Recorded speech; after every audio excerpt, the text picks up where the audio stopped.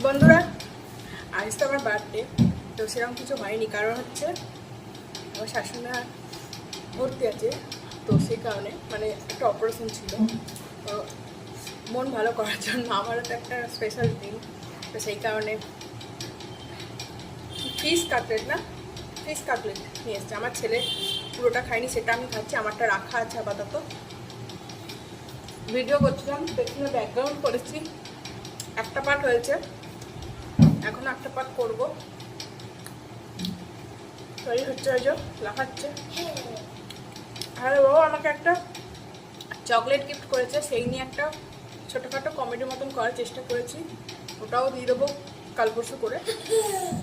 আর এবার আয় এরাও দাঁত পকলা হয়েছে, কিন্তু এখন একটুখানি লেগে আছে এখনো, কি হবে না মারিতে, কিন্তু ওখানে জিভ লাগাই না। এটা কিন্তু খেতে খুব টেস্ট।